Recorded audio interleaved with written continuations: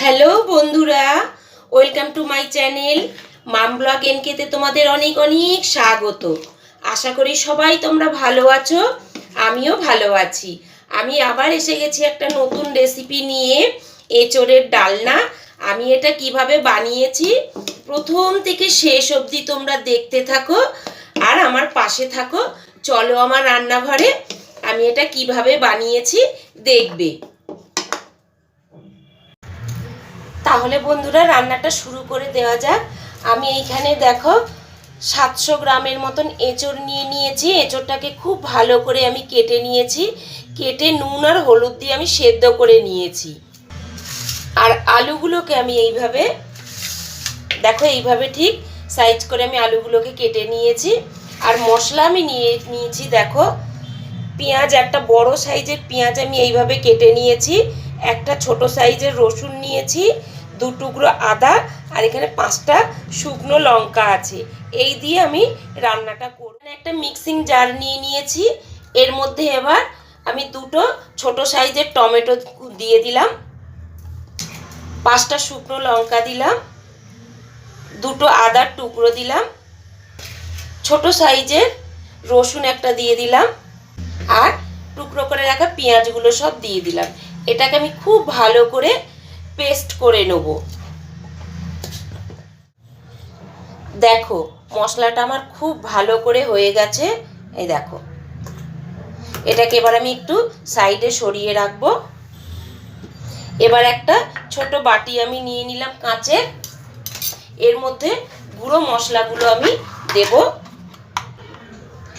দেখো পরিমাণ মতন হলুদ দিলাম, 1 চামচ জিরে গুঁড়ো দিলাম, 1 চামচ ধনে গুঁড়ো দিলাম, স্বাদ মতন নুন দিয়ে দিলাম। নুনটা আমি খুব অল্পই দিচ্ছি, কারণ আমি এঁচোড় সেদ্ধ করার সময় নুন দিয়েছিলাম। এবার কালারের জন্য আমি ছোট চামচের 1 চামচ কাশ্মীরি লঙ্কার গুঁড়ো দিয়ে দিলাম। এবার একটু এর মধ্যে পরিমাণ মতন জল দেব, দিয়ে মশলাটাকে খুব ভালো করে গুলে নেব। কারণ এই গুঁড়ো মশলাগুলো এইভাবে জল দিয়ে গুলে দিলে বাটা মশলার স্বাদ লাগে। আর একটু দেব জল।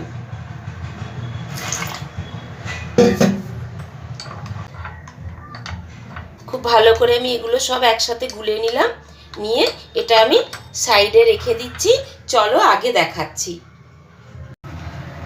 এদিকে আমি ওভেন জ্বালিয়ে কড়া বসিয়ে দিয়েছি। কড়ার মধ্যে 2-3 চামচ সাদা তেল দিয়ে দিয়েছি। তেলটা আমার গরম হচ্ছে। তেলটা আমার গরম হয়ে গেছে। এবার কেটে রাখা আলুগুলো সব আমি তেলের মধ্যে দিয়ে দেবো। তেলের মধ্যে দিয়ে একটু ভালো করে আমি ভেজে নেব বাদামি কালার করে।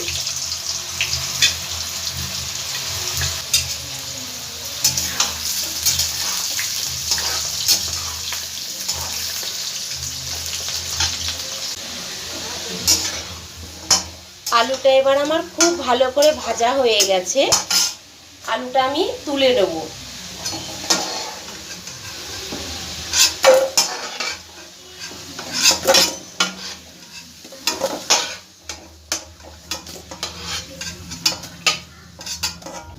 আমি আর তেল দেব না, এই তেলের মধ্যেই আমি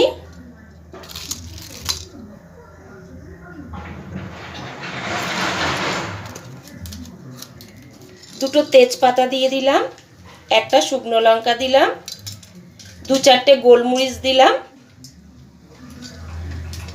আর 2-3টে লবঙ্গ দিলাম, আর দেব 1/2 চামচ সাদা জিরে।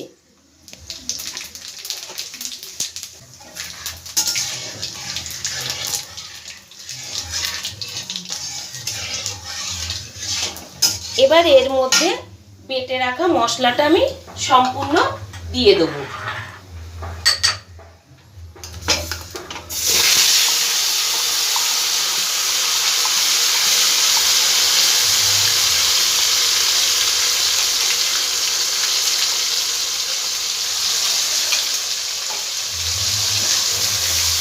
ভালো করে মশলাটা আমি ভেজে নেব। 2 থেকে 3 মিনিট আমি মশলাটাকে আগে ভেজে নেব।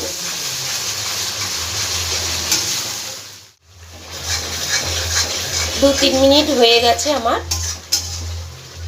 এবার গুলে রাখা মশলাটা আমি সম্পূর্ণ দিয়ে দেবো।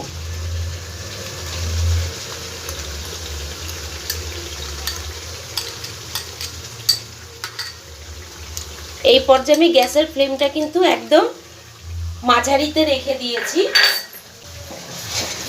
ভালো করে এবার সম্পূর্ণ মশলাগুলো ভেজে নেব আমি।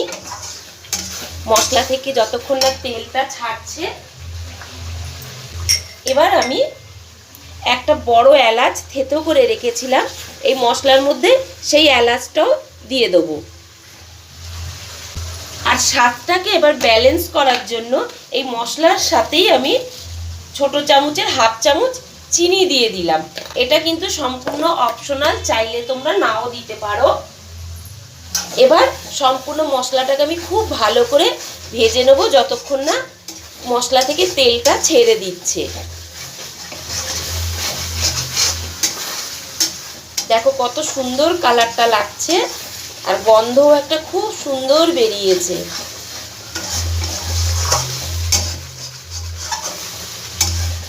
তোমরা তো এঁচোড়ের ডালনা অনেক রকমভাবে খেয়েছো বানিয়ে, একবার এইভাবে বানিয়ে খেয়ে দেখবে। পরোটা, রুটি, ভাতের সাথে খুব ভালো লাগে খেতে।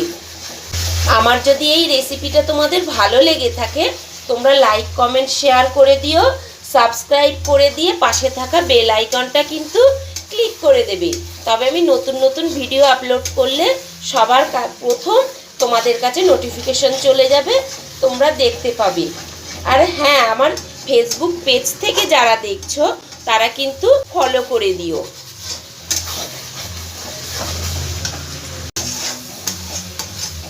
দেখো মশলাটা আমার খুব ভালো করে ভাজা হয়ে গেছে, তেলটাও ছেড়ে দিয়েছে মশলাটার থেকে। এবার আমি সেদ্ধ করে রাখা এঁচোড়টা সব দিয়ে দেবো এই মশলার মধ্যে। চলো এঁচোড়টা পুরোটা আমি দিয়ে দিলাম এর মধ্যে। ভালো করে একটু এঁচোড়ের সঙ্গে মশলাটা কষাই। এবার আলুটাও এর মধ্যে আমি দিয়ে দেবো, দিয়ে দুটোকে খুব ভালো করে একসাথে মশলার সঙ্গে কষিয়ে নেব।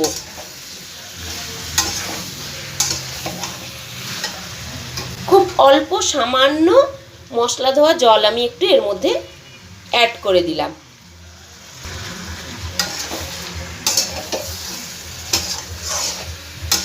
দেখো কত সুন্দর লাগছে দেখতে, খেতেও কিন্তু দুর্দান্ত লাগে।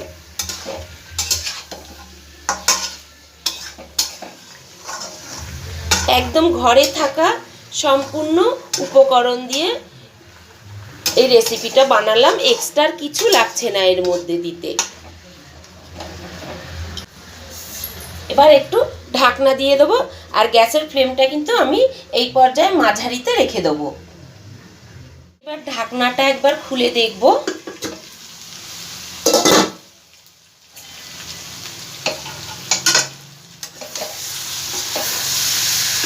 ভালো করে একটু নাড়ানাড়ি করে দেবো মশলার সঙ্গে।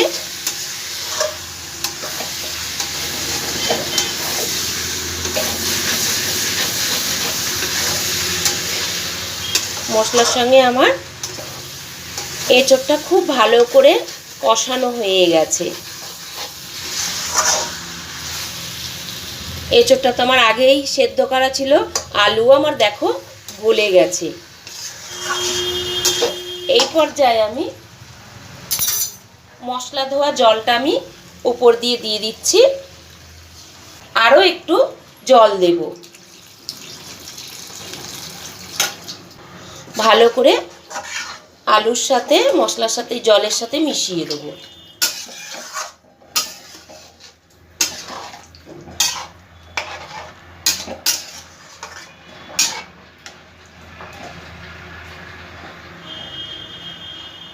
এবার আরও একবার ঢাকনাটা আমি দিয়ে দেবো। এবার গ্যাসের ফ্লেমটা কিন্তু হাইতে দিয়ে দিলাম। ঢাকনাটা আমি এবার খুলে দেখব।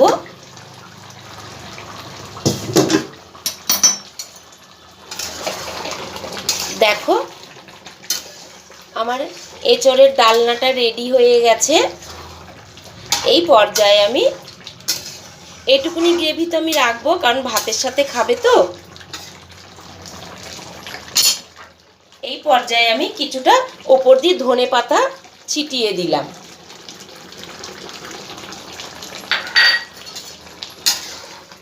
ভালো করে ধনেপাতাটা মিশিয়ে দেবো। দেখো বন্ধুরা, ফাইনালি আমার এঁচোড়ের ডালনা রেডি হয়ে গেছে। এবার আমি নামিয়ে নেব। আজকের মতন এইটুকুনি থাক বন্ধুরা, টাটা।